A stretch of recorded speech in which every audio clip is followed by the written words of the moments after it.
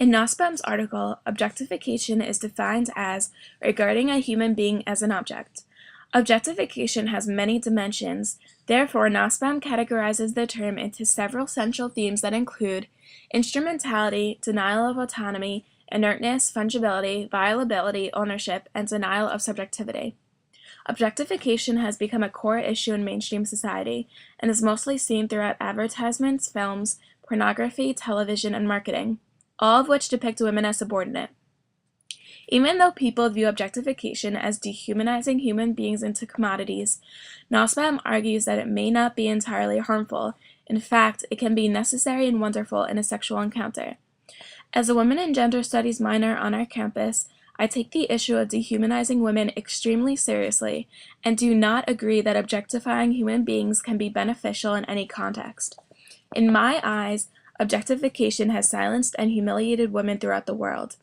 Our society has deemed women as objects, and a particular kind of object, which has therefore cut women off from self-expression, self-determination, and essentially their freedom to live. The main issue I have with objectification is the usage of what Nussbaum calls instrumentality, which is using someone as a tool solely for one's own purposes. Kant, a theorist who has been backed up by feminists such as McKinnon and Dworkin, believes that in a sexual encounter, one is in a condition of the mind that prohibits seeing the other's interests, rather uses the other as a gateway for internal pleasure and sexual satisfaction. Kant's solution to this problem is marriage, and states that the problem of inequality in sexual encounters is harmless only if the relationship promotes mutual respect and regard for one another.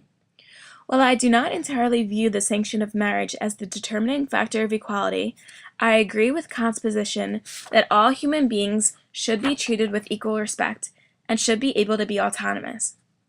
One argue that Nussbaum makes the conjunction with McKinnon and Dworkin is her stance on the similarity between softcore and hardcore pornography.